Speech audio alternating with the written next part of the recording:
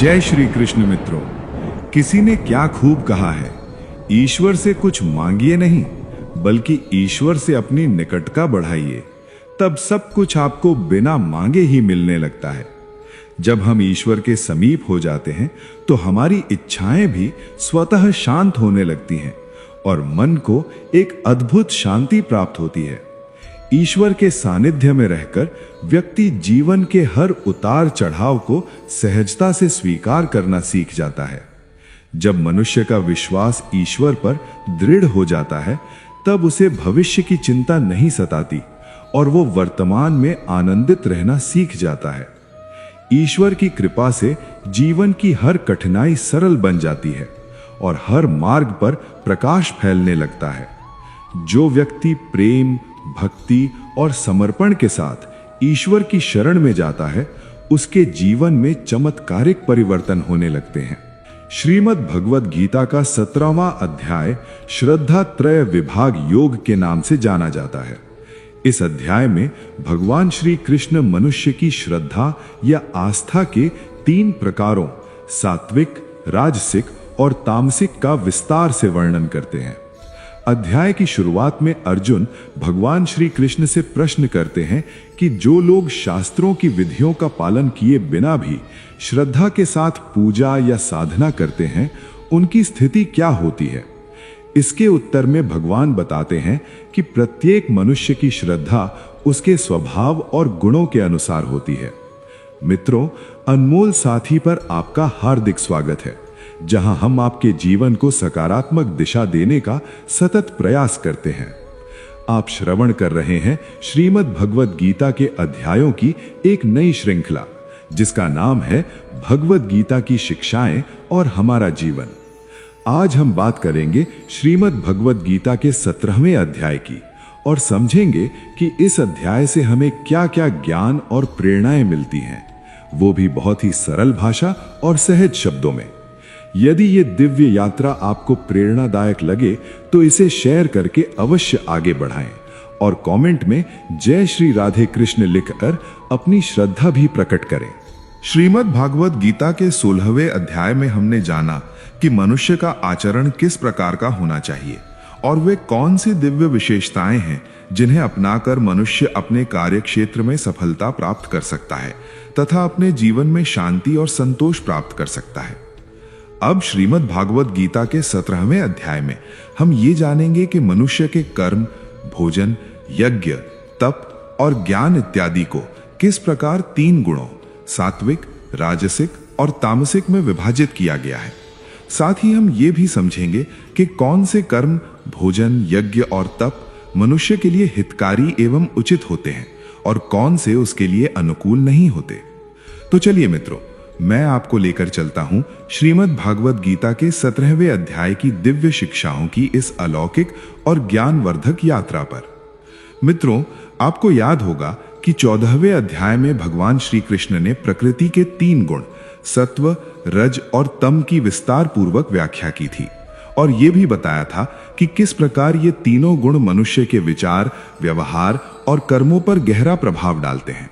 वहीं 16वें अध्याय के अंत में भगवान श्री कृष्ण अपने सखा, मित्र और शिष्य अर्जुन से कहते हैं कि जब मनुष्य काम, क्रोध और लोभ जैसे विनाशकारी दोषों का त्याग कर देता है तभी उसके जीवन में सच्चे कर्म, ज्ञान, चिंतन और साधना का आरंभ होता है। भगवान ये भी स्पष्ट करते हैं कि जीवन में क्या करना चाहिए और क्या नहीं करना चाहिए, इसका विवेक होना भी अत्यंत आवश्यक है।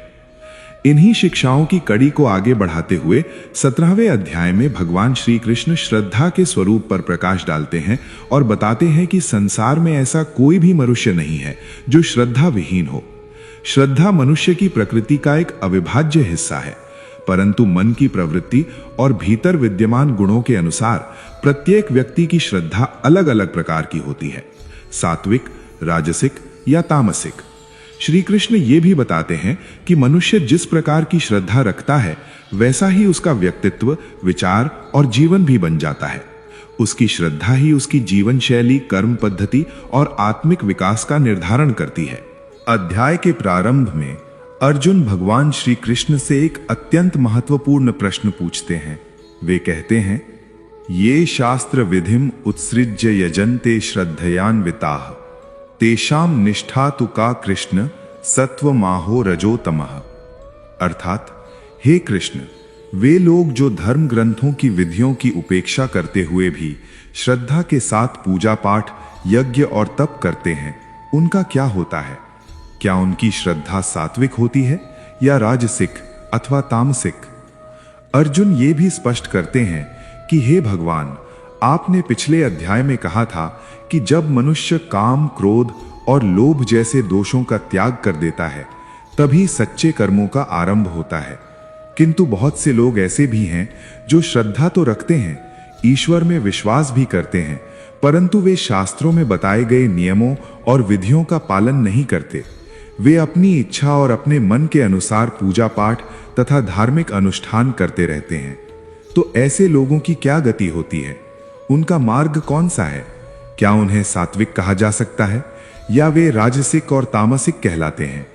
शास्त्र विधि का अर्थ है वे नियम और अनुशासन जो वेद, उपनिषद, गीता और अन्य धर्म ग्रंथों में स्पष्ट रूप से निर्दिष्ट किए गए हैं।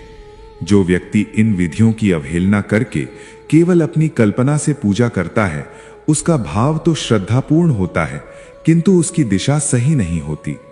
इस प्रश्न के उत्तर में भगवान श्री कृष्ण कहते हैं, त्रिविधा भवति श्रद्धा देहिनाम सा स्वभावजा सात्विकी राजसी चैव तामसी चेति ताम शृणु। अर्थात, हे अर्जुन, प्रत्येक जीव अपनी प्रकृति के अनुसार श्रद्धा धारण करता है। ये श्रद्धा 3 प्रकार की होती है, सात्विक, राजसिक और तामसिक। अब तुम मुझसे इनका विस्तार पूर्वक वर्णन सुनो।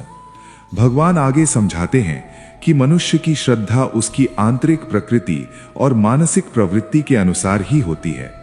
कोई भी मनुष्य श्रद्धा विहीन नहीं होता, किंतु जिसकी जैसी प्रकृति होती है, उसकी श्रद्धा भी वैसी ही बन जाती है। जो सात्विक स्वभाव का होता है, उसकी श्रद्धा भी सात्विक होती है। वे शांत, शुद्ध और ईश्वर के प्रति समर्पित होती है।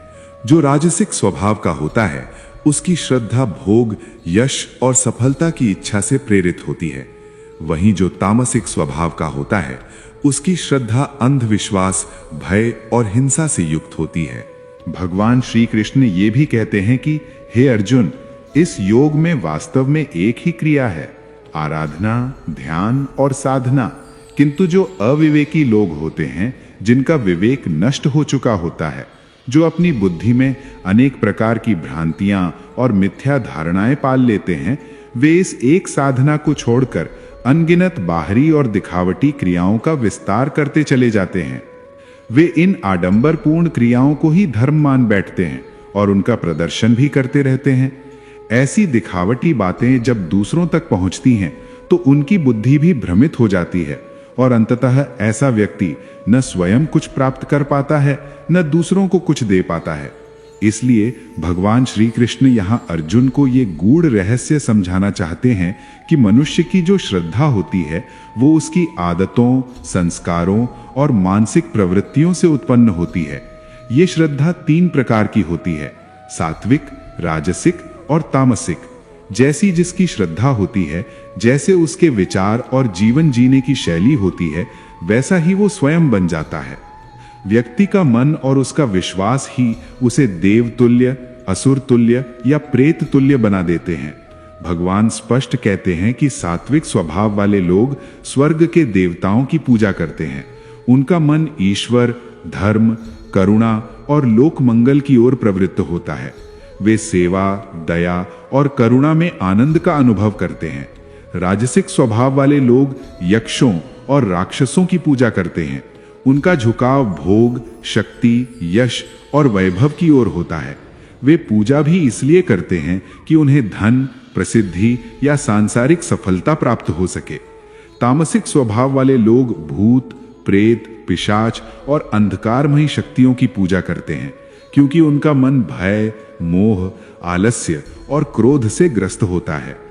भगवान ये भी बताते हैं कि जो लोग शास्त्रों से दूर रहकर केवल अपने मन की प्रेरणा से कठिन और कठोर निर्णय लेते हैं तथा हर प्रकार के कर्म को ही तप समझकर करते हैं, वे भी इस संसार से मुक्त नहीं हो पाते, क्योंकि उनकी श्रद्धा विवेक और शास्त्र सम्मत मार्गदर्शन से रहित होती है।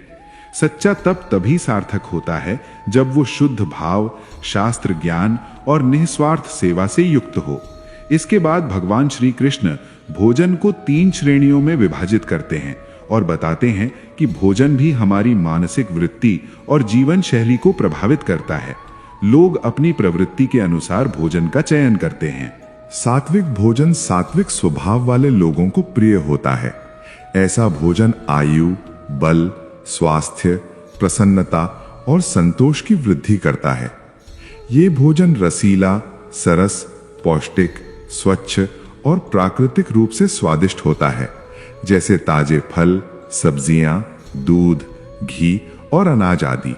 राजसिक भोजन अत्यधिक कड़वे, खट्टे, नमकीन, गरम, तीखे, शुष्क और मिर्चयुक्त व्यंजन होते हैं, जो राजसिक प्रवृत्ति वाले लोगों को प्रिय लगते हैं। ऐसे भोजन से शरीर में पीड़ा, उत्तेजना, बेचैनी, दुख और रोग उत्पन्न होते हैं। तामसिक भोजन अधिक पका हुआ, बासी, सड़ा गला, प्रदूषित, असमय का और अशुद्ध भोजन होता है, जो तामसिक स्वभाव वाले लोगों को भाता है। ऐसा भोजन शरीर को जड़ता, मन को आलस्य और आत्मा को अज्ञान की ओर ले जाता है। भोजन के बाद भगवान यज्ञ के विषय पर आते हैं और ये बताते हैं कि प्रकृति के इन तीनों गुणों के प्रभाव से यज्ञ भी 3 प्रकार के होते हैं। सात्विक यज्ञ, जो शास्त्र सम्मत नियमों से निस्वार्थ भाव से किए जाते हैं। राजसिक यज्ञ, जो केवल दिखावे या फल की कामना से किए जाते हैं। और तामसिक यज्ञ, जो नियमों को त्याग कर अज्ञानवश या दूसरों को हानि पहुंचाने के उद्देश्य से किए जाते हैं। इस अध्याय में आगे भगवान श्री कृष्ण तपस्या और दान के विषय में विस्तार से बताते हैं। वे पहले शरीर, वाणी और मन के तप की व्याख्या करते हैं और फिर दान के 3 प्रकारों पर चर्चा करते हैं। श्री कृष्ण कहते हैं कि जो यज्ञ शास्त्र विधि के अनुसार और फल की इच्छा का त्याग करके केवल कर्तव्य भाव से किया जाता है, वो सात्विक यज्ञ होता है। जो यज्ञ केवल फल प्राप्ति के उद्देश्य से किया जाता है, वो राजसिक यज्ञ कहलाता है। और जो यज्ञ शास्त्र विधि के विपरीत बिना दान और श्रद्धा के केवल दिखावे के लिए किया जाता है, वो तामसिक यज्ञ कहलाता है।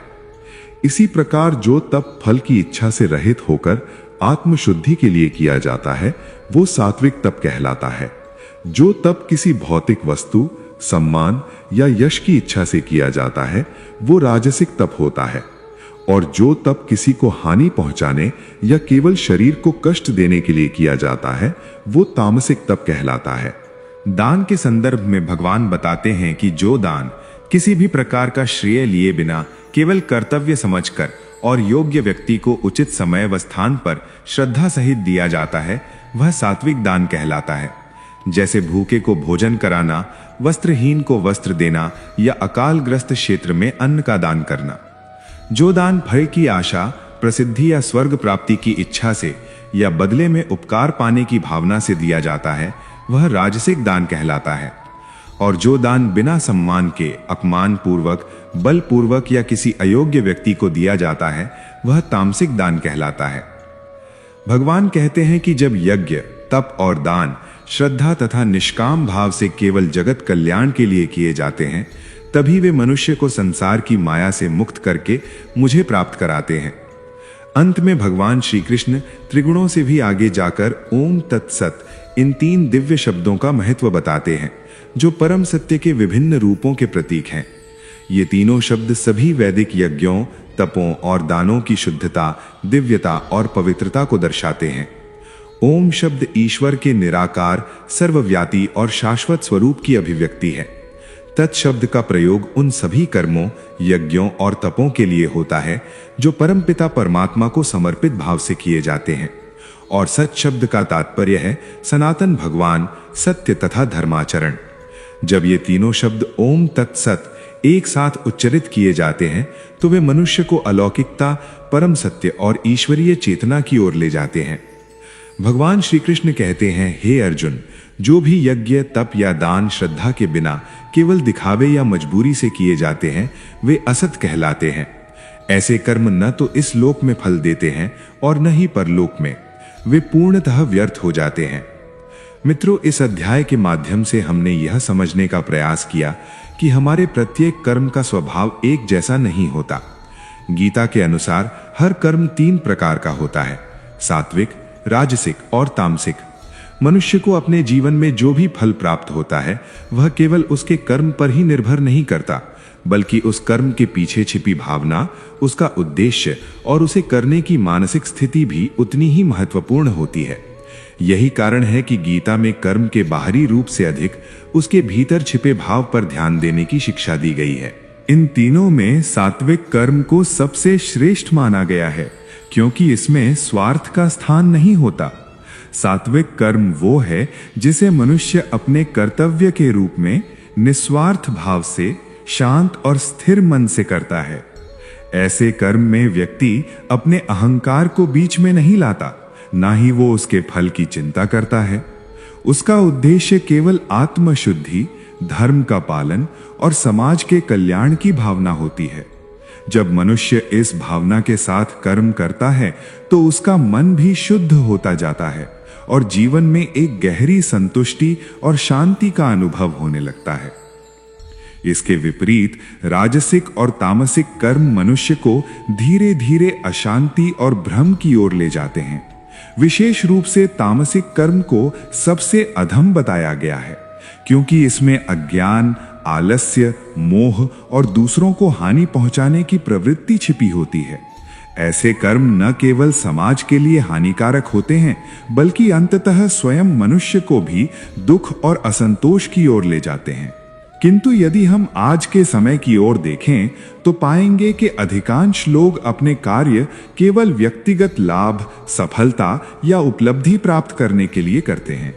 हम परिश्रम तो करते हैं, परंतु उसी क्षण से परिणाम को लेकर मन में चिंता, भय और असुरक्षा भी पैदा हो जाती है। हम अपने कर्म से अधिक उसके परिणाम के बारे में सोचने लगते हैं और यही चिंता हमारे मन की शांति को छीन लेती है। इसीलिए मित्रों, गीता हमें एक सरल किंतु गहरा संदेश देती है। हमें अपने कर्तव्य को ईमानदारी, सत्य और धर्म के मार्ग पर चलते हुए करना चाहिए। जब हम सही भावना और निस्वार्थ भाव से कर्म करते हैं तो परिणाम अपने आप ही हमारे पक्ष में आने लगते हैं, और यदि कभी परिणाम हमारी इच्छा के अनुसार न भी हों, तब भी हमारा मन शांत और संतुलित बना रहता है। इसलिए प्रयास यही होना चाहिए कि हम अपने जीवन में सात्विकता को बढ़ाएं, अपने कर्म को शुद्ध बनाएं और सदैव सत्य तथा धर्म के मार्ग पर दृढ़ बने रहें, क्योंकि अंततः वही मार्ग हमें स्थायी शांति, संतोष और वास्तविक सफलता की ओर ले जाता है। मित्रों, आशा है कि आपको श्रीमद् भागवत गीता के इस अध्याय की ये सरल और सहज व्याख्या अवश्य ही पसंद आई होगी। मेरा प्रयास यही रहता है कि श्रीमद् भगवत गीता जैसे गूढ़ और गहन शास्त्र को भी सरल भाषा में आप तक पहुंचाया जा सके, ताकि हर कोई इसे अपने जीवन में उतार सके। आपने इस अध्याय से क्या सीखा और कौन सा संदेश आपके हृदय को सबसे अधिक स्पर्श कर गया, ये हमें टिप्पणी करके अवश्य बताइएगा। यदि इस व्याख्या में मुझसे कोई त्रुटि रह गई हो तो मैं हृदय से क्षमा प्रार्थी हूं। मिलते हैं जल्दी ही श्रीमद् भगवत गीता के 18वें अध्याय की ऐसी ही सरल और जीवनोपयोगी व्याख्या के साथ। तब तक के लिए अपना ध्यान रखें, स्वस्थ रहें, प्रसन्न रहें और भगवान श्री कृष्ण की भक्ति से सदैव जुड़े रहें। जय श्री राधे कृष्ण। राधे राधे।